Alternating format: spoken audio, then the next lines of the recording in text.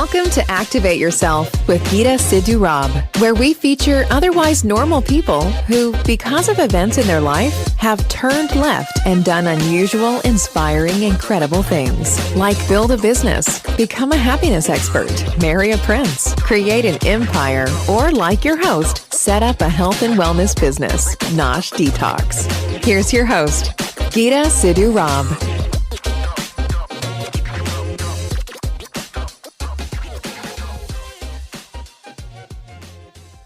Hi, welcome to Activate Yourself. My name is Geeta, Sidhu, Robb. I am so grateful and happy that you have joined me again today. You know, when you go through life just thinking you're a bit weird, I happen to think this is a bonus. Turns out that actually when you're younger, you don't think this is a frigging bonus because you want to be like everyone else and you think being weird is horrible. And it doesn't matter that your mother tells you being weird isn't horrible. Actually, no, my mother always told me I was weird and it was horrible. But then she's Indian and nobody wanted me to be weird. Whereas I've always told my kids that being weird was great. They didn't believe me. But what I want to do is have a conversation about why we don't feel normal. You know, I always on this show have conversations with people who go through trauma and difficulty and make their lives better as a result. As I get older, I'm starting to learn that it's kind of like a spectrum of a journey we tend to go on. So that we're here today because we did this. And I'm sure you've all heard me say a million times that I friggin' hate being resilient because I don't want to bounce back. I'm not a trampoline and we should definitely not bounce on anything. And so today's guest and I started to talk and I was like, wait, let's do this on air because I wanted, well, let me introduce you first, Elisha. Welcome and thank you very much for coming on the show. Thank you for having me. Great to be here. I was about to just head into our conversation without introducing her. So Elisha says that she offers high sensory facilitation. Now, I don't actually know what that means, but I do know she's a high sensory coach, right? And a creative empath. That one I know. Now, I was talking to one of my earlier guests, I think it was Lisa Billingham, and she said that she helped with sensory something. And I was like, what does that mean? And she said to me, which I found really interesting, which is why I wanted Elisha to come on to explore this, is she said, I really struggled to go in shops, like she was talking about a Walmart. And I was like, oh, is this why I can't actually walk into Waitrose? I have a Waitrose down the road and they changed it and they have a little kind of a covered walkway. I mean, I call it a tunnel. And then you enter into the main Waitrose shop. Let me tell you, as a grown-ass woman, a brave grown-ass woman who has done a lot of things, I can't walk into that shop. I can't. I start having to breathe heavily. I cannot walk into the shop. So I said to Elisha, is this normal? And Elisha said, was about to start talking. Then I stopped her. So Elisha, let's go back to that conversation. Why can't I walk into the frigging shop? Well, I'm firstly going to say it's completely normal for HSPs. It is completely normal. And what it is it's highly sensitive people. Yes, I personally, I prefer Willow McIntosh's version, which is high sensory people. And I'll introduce high sensory intelligence in a minute. The scientific term is known as sensory processing sensitivity. Dr. Elaine Aron, who's American, in the 90s was an amazing founder and pioneer for sensory processing sensitivity, but she coined the term highly sensitive people or highly sensitive person, and that just doesn't sit with me. It doesn't sit with me because sensitive sounds like a weakness, doesn't it? Oh, you're so sensitive, that must mean you're weak. Yeah, exactly. And girly in a bad way, not girly in a good way. Exactly. But to your point, and we'll go back to the shop, but you said earlier, you said the word resilient. And this is what is so important for high sensory people to embrace and own, is that we are so goddamn effing resilient. It's unreal because we've all got our own stories. And for me, the traumas and the experiences I've had, somebody said to me, an empath friend said to me a couple of weeks ago, she was practically crying because she thought the things I'd gone through, she's like, I can't believe you're standing here today doing what you do. And that's the thing. I don't like the word sensitive. It's actually to do with our senses, not our it is sensitivity, but it's our sensory awareness that is so heightened. And what it is scientifically is our amygdala is hyper wired, so our fight, flight and freeze is constantly active, you know, looking for traumas, or it's looking for, is this safe for me, is this good for me, you know, things like that. We've got our insular, which is our I believe it's the conscientious side of us, so we're very highly conscious people, so we have this ability to be so aware of everything around us. And then our mirror neurons are hyperwired, so our empathy levels are huge, so we can empathize with people, we can feel how people feel. So going back to the shop, I found out it's about a year ago, 18 months ago, that my local Tesco's have I can't remember the call it, I think it's quiet hour. And I think every supermarket in the UK does provide this service. No. Right. And it's really cheeky because they don't advertise it very well. So my Tesco has 2 slots a week, on a Wednesday between 9 and 10 a.m. and I think it's a Saturday between 9 and 10. Again, I cannot stand going anywhere that's public and shops on a weekend. There's too many people, there's too many children, there's way too much sensory stimulation going on. So this morning I got up, did my usual Tesco shop. The lights are dimmed, so there's less lights because our sensors are so aware of lighting. Why would they not tell us? You know why? You know why? Because you probably buy less. Exactly, because you aren't sensory overwhelmed. So the lights are dimmed, they turn the music off. There is no tannoy going off saying, how did you find this out? Do you know what? I really can't remember. It was like I happened upon it about a year ago, and I don't know how, but it just was kind of, I can't remember if I saw a tiny little poster in Tesco's as I walked out the door, or if I Googled it to think, surely shops do a quiet hour, because this is insane. They say they turn the tills off, as in they reduce the noise, but it doesn't always work like that. Because I've got to be honest, I do self-checkout because I love talking to people, but being an empath, it's too much for me. So I've only got so much energy in a day. And obviously, depending on who you're talking to, the chemistry's there or it's not. Do you know, sorry, hold that thought. Go for it. Every time I hear a celebrity who says, they put out a rule saying you can't look them in the eye when you're serving them, don't talk to them, don't make connect. I'm like, I get that. Yeah. Can I not be a celebrity and have that as well? 100%. Oh my God. Because you're not understanding. I'm a highly aware person. I frigging coach for a living, right? I have never understood this. I am really, what's the word? Olfactory, clearly. I am really struggle with really high smell. Like everybody in my life doesn't wear perfume. And like that whole male cologne thing. Like my ex to this day doesn't wear anything because I can't handle it anywhere near me. Like loud piano, and like people in my friggin' family play classical piano, great, but don't come near me with it. Can't handle the noise, you know, and I feel battered. There are places where I just have to go, no people, I'm done, I can't do it, I'm staying right here, and me and my jigsaw puzzle. And I used to read and hide.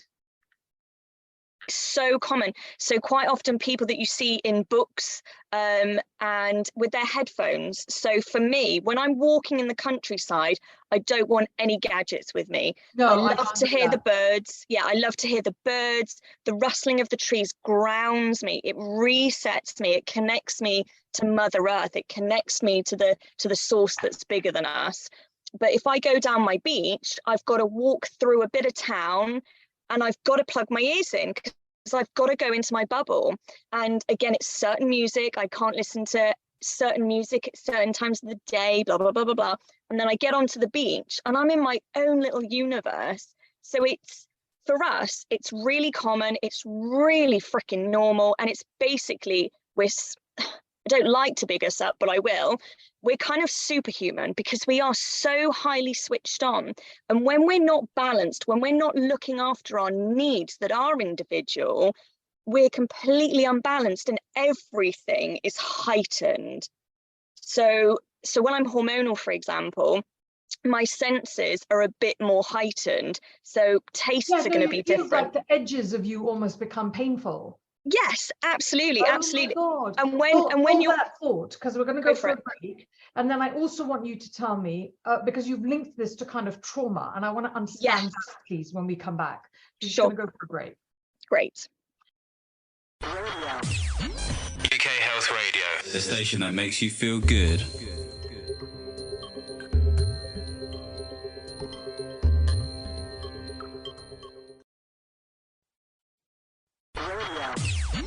UK Health Radio, the station that makes you feel good.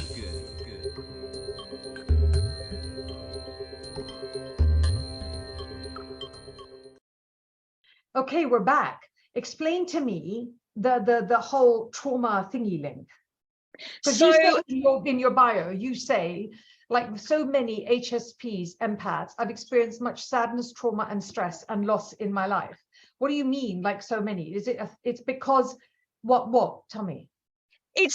I don't know. Well, I do know what it is, but I don't know how sort of deep and broad to go with this. But it's everything that happens to you truly is of a benefit. It doesn't feel like it at the time, but it is truly, truly a benefit and a gift. And, you know, we're going through the shitstorm and it is painful and it feels like the world is ending. And because our senses are so heightened and active, it's going to feel more intense for us than it would be for, say, a non-HSP. It'll be more like sort of not necessarily water off a duck's back, because losing anybody is traumatic for anybody. But for us, it's just on a slightly different scale. So are you saying, Elisha, that we attract in more trauma because we are more kind of sensitive and intuitive, or we attract more people that are dramatic? Because I think about that. I'm like, I've seen all these things happen in my life. Okay, I make a living out of speaking about the things that have happened in my life, but I do sometimes look at it and think, bruh, that was quite a lot of things to happen in one lifetime.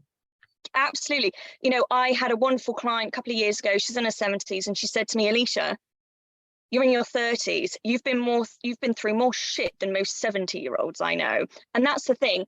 I believe, so I love the way that Dr. Elaine Aron puts in her book that we've often been known over the centuries as royal advisors because of our high sensory awareness, that we can get hold of data and information that non-HSPs can, or we can in quicker and on a more deep, intense sort of way. And totally lost my train of thought then. No, but that's true, because like I used to be a lawyer and I did a lot of conflict resolution and corporate negotiating. Yes, I was excellent at it because I read cues really well. Like I will say to people, can you not see this is happening? Yes, and that's the thing. I've run some businesses and I've gone into businesses and I've said to people, hang on a minute, if you do this and do this and do that, that person, that's their weakness. Why are you getting them to do that job? Get them to use their strengths.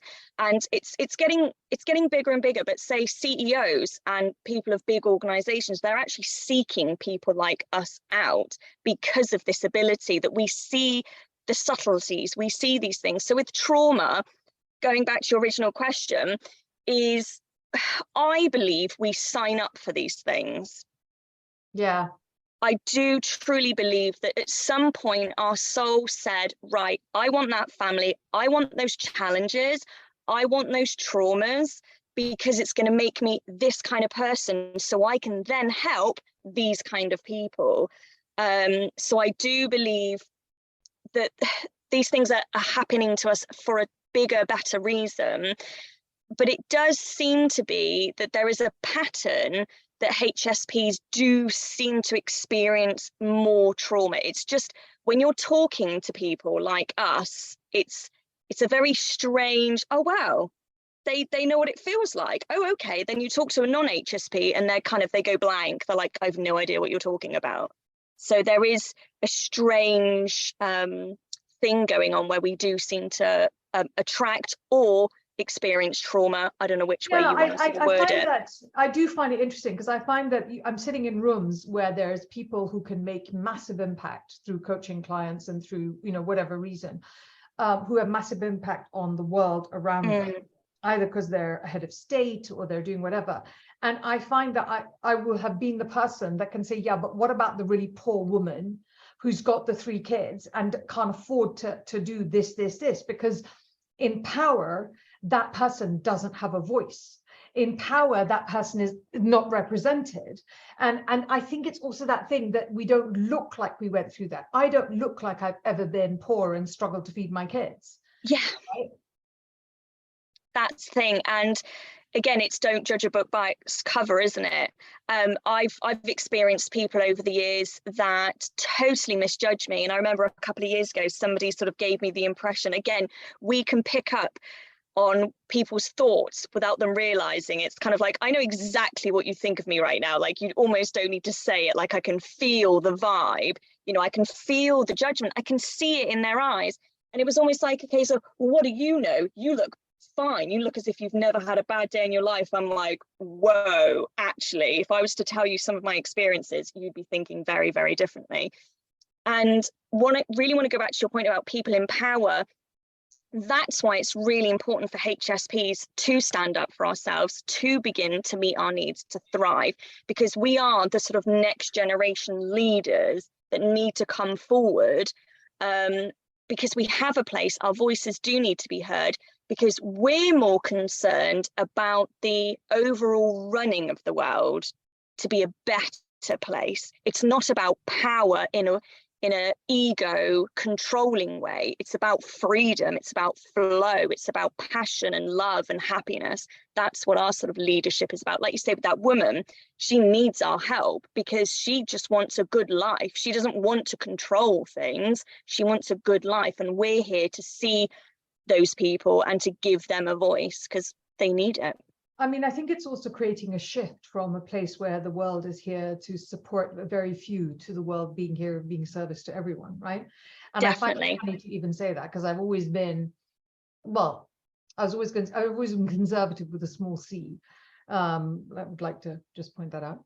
Yes, where I've always thought that it's really important to be able to make our own, I'm an immigrant, right? Make our own money, being able to work for ourselves and all that.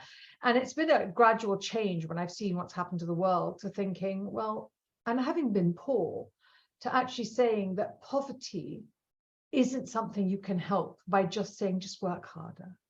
You know, it just isn't that. And I sort of made a commitment about 5-7 years ago to go, well, every time I meet someone who thinks that, I will stay there till you've changed your mind. You've heard another viewpoint. Okay, we're going to go for a quick break. When we come back, what I'd like you to do, please, is tell us what we can do to, we've talked a little bit, I think, about identifying HSPs, but what do we then do about it to make life easier to live? Right? Because this is obviously, I'm sure, what you teach. So we're just going to go for a break and then we'll talk about that when we come back. Excellent. UK Health Radio, the station that makes you feel good.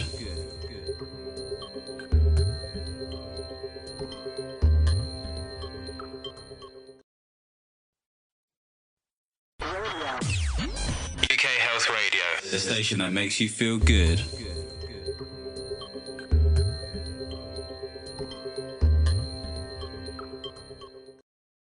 So we're back. What is it that, Elisha, we should do as HSPs to make life easier?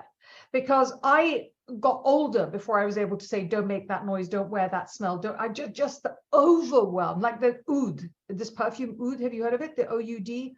Yep. Oh my God. Like one of my children, I literally go through the house throwing bottles of it out and they go, you can't do that, it costs so much. I do not give a shit. Out.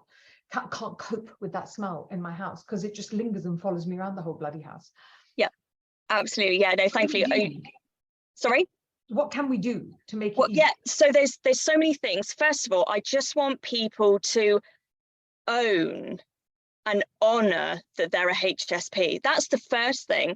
It's the first thing to go, yeah, actually, this is me and I'm not going to change it. Because that's where we go wrong, is I spent years changing myself, molding myself to suit everybody else. And I was constantly miserable, run down and just feeling depleted. So first of all, it's a case of own your senses, like own that you have those needs. That's, for me, rule number one, own your needs. I'll talk about what I do and that might be helpful. So here's a perfect example. Have I had a busy week? And this weekend, I'm going, do you know what? I've got nothing booked. I'm going to go tech free. So I turn my phone either on to airplane Even mode. I got hives, Dave. Even I got hives. Yeah, it takes a while, but it becomes addictive. So my phone goes on airplane mode every evening when I go to bed. So about 9 o'clock, it goes on airplane mode. So this weekend, I'm so excited to go tech-free this weekend, because what it will do is it will bring you back to yourself. You will experience some anxiety because the brain is so used to being stimulated all the time, and we've got to learn to calm our senses down. So I'm going for a tech-free weekend. I recommend a tech-free day, 1 day a week. So maybe a Sunday So what do or you a mean? Saturday. You turn off your phone, or you turn off your phone and everything? Or what else do you turn off? Just the telephone? Pretty much, yeah. I don't go on my laptop. I don't check emails. I don't check But text TV is not messages. tech.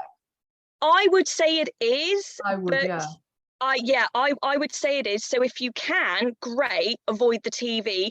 But if all you're going to do is do one thing, so all you're going to do is watch one movie that night, and that's it. You don't just turn the TV on and watch mindless TV. You just watch that one movie and that's it. But the important thing is to get away from your laptops, your computers, and your mobiles. The instant, constant reactiveness. Yeah, absolutely. I've turned off my notifications on my phone. I've turned off the little icon numbers, locked screen. I don't know what my notifications are. So what I do is I spend certain times of the day going in and checking my emails. Right, I've got 10 minutes, I'm going to check my emails. Then I don't check for 2-3 hours, and then I'm focused on the task that I'm doing. Nature time is really important for me in the summer months more so. Every 2 weeks-ish, I tend to go away for about 24-48 hours and I wild camp. That's really, really good for me. Whoa, wild camp? Yes, wild camping. You tent, or you go, what? I personally, I've done the tent thing and it's magical, and I want to get back into that. I need to get a new rucksack, but what I do at the moment, and have done for a couple of years, is I'm tiny, so I sleep in the back of my Defender, which I've created a little bed, and I take my sleeping bag, and I take my food and my burner, and I take everything. Being in the middle of nowhere? Absolutely, but I'm high sensation seeking HSP, so What I need. does that mean? I need that danger. Yeah. I need a bit of excitement. I need an adventure. Having said that, bringing that back, I did do it with someone to begin with. I was dating a guy. We slept in the back of his Range Rover, and I was like, I like this. And I did it on my own. And I'm not going to lie, I didn't sleep well. I made sure my doors were locked. Everybody knew where I was, but I was fine. I was completely on my own. And it is genuinely really, really safe. Because I'm so sensory aware, I actually feel safer and happier on my own in nature than I do walking down my high street. Walking down my high street. Safer being alone in fucking frigging nature than in your high street. Exactly. So bringing it back to day-to-day things for people to do, I really, really recommend slow mornings. So what that means is for the first 2 hours of my morning, so I wake up anything between sort of 5 and 6 o'clock. And for 2 hours, it's about me. So I have my cup of tea, I have my first 1 or 2 breakfasts, I might read, I'll journal, I'll think about, right, what have I got today? Is there anything I need to prep? But there's no technology for the first 2 hours of my day. And I cannot tell you how much that's transformed everything, because we've got to be really careful about what we do to activate our nervous system. So getting on straight to our mobiles within the first 2 hours of waking will just put us into basically fight, flight, and freeze mode, which is not good for us. What are the other things? Reducing, noise as much as possible. So if in the middle of the day, if I've been back to back with things, in the middle of the day, I try and have half an hour, just meditate. Just everything shuts off, no noise, and I just meditate for half an hour. That brings it back, slows me down, and then it makes the afternoon so much more doable. Again, being entrepreneurs, being self-employed, that really does help. But if you're at work, you need to say to your bosses, look, do you remember, like, back in the day, I say back in the day, I know smokers still exist, but people would always go outside and have cigarette breaks. And I used to think, hang on a minute, I've been in this office. A break without the cigarette. Right. I was like, I've been in this damn office the same amount of hours as they have, but I'm not allowed to go and have a 10-minute break. Like, what the you know, it really used to wind me up. So that kind of needs to be welcomed back, not the smoking, obviously, but those miniature 10 minutes breaks. So it's kind of downtime. It's just stopping those sensors having to work, basically. Well, I'm so interested listening to you because I got long COVID last year. And it took me a very long time to accept I had long COVID because I'm a health expert and therefore I didn't have long COVID, you know, because duh. And it put me into perimenopause. And it completely fried everything. And so I went the year before, so 2021, I was 2020, 2019, 2018, CrossFit 3 times, 4 times, you know. Wow. Yoga, walking all the time, you know, boom, boom, boom, boom, boom. Really structured meditation, this, to last year, noodles, literally for muscles, like not muscles that worked. I put on weight around my stomach, like a real perimenopausal kind of stress fat and everything. And it literally, I had long conversations with the universe, and the universe said, tough, really, until you learn to slow the heck down, you're not coming out of this. You're not. It took me till October to clock that I was literally creating my own worst. And I'm listening to you, and I literally live like that. I've never done. My best friend's coming to stay in 3 weeks. She's like, could you try not to have more than 3 or 4 appointments a day on the weekend? I'm like, babe, I don't even work weekends. I literally start my day at 10. I have never done that. Brilliant. So and I get up half an hour later, although the cat doesn't like it. But I would get up at 7 because I have kids, right? 7:30. Yeah. But they're all older. So now I get up at like 8, which feels like a holiday. And then I don't start work till 10. I don't book appointments till 11. Brilliant. And I just booked yoga today because my appointment this evening canceled. So I booked yoga in the evening. And I absolutely, I mean, I've only been doing this now for 5-6 weeks. So I'm going to keep you posted. But it sounds exactly like what you're saying. And so traveling, I've just came back from the US, and what I did is I would normally do a hit and run and come back. I was like, no, I went out 2 days before my conference, did 2 days after my conference, although I was like, why am I still here? And I was like, apparently your system needs it, shut up. And I changed how I operate. That's so interesting. This is wonderful. This is just making me feel so good, because this is something I really want to stress to people, is that we actually have the answers within us. We're just too busy in our heads with our distractions and our day-to-day lives, go, do, that we're forgetting that inner voice. Our soul and our inner voice is constantly talking to us. We just need to stop and listen. And I had COVID. And get your butt kicked. Yeah, exactly. And, you know, we have to appreciate that our system is, I don't like the word, but it is sensitive, as in it's sensory sensitive. So things are so much more intense for us. So therefore, we actually require more downtime than 80% of the population. So since COVID, you know, I've stopped socializing so much. I'm enjoying my me time way more than I have ever. Like you, I don't like to do appointments before 10 o'clock, and I do a 4-day week in an ideal world. So normally my Wednesdays, so I might have a busy Monday, Tuesday, then Wednesday I kind of put the brakes on and I do things that I need to do. And then I hit the ground running, perhaps maybe the Thursday and the Friday. Then it's like, whew, the weekend I do me. I mean, I'm fortunate, I'm single and I don't have children, so I don't have responsibilities. And this is something I'm just going to touch on, is I'm coming across a lot of women that are empaths and HSPs, and they're making the decision that I had to make of, hang on a minute, is it my work or is it family life? Because it's very hard for us to do both and still thrive, because there's sacrifices that are made. But you also don't have choices. Like, I've been the breadwinner in my family, like my entire adult life. So I don't have that choice. And I think there's many, many women that just don't have the choice. You just have to work and you have to bring up your kids. Absolutely, absolutely. But I'm sort of talking about the women that don't have the kids, and they're going, shit, like me. It's like, oh my gosh, I'm in my late 30s. Oh, I thought I was going to have kids by now. Oh, I haven't. Does that mean I want them? But life's really hard for me. Like, it's really noisy. It's really busy. Like, I don't know if I can add kids onto the mix. And because of what I do, I'm so... definitely go with what matters to me most. Yeah, absolutely. So it's a case of, is helping other people more important to me than sacrificing helping people and having children? I mean, obviously, I haven't met the right guy. I'm not in the right situation to have a child in that sense.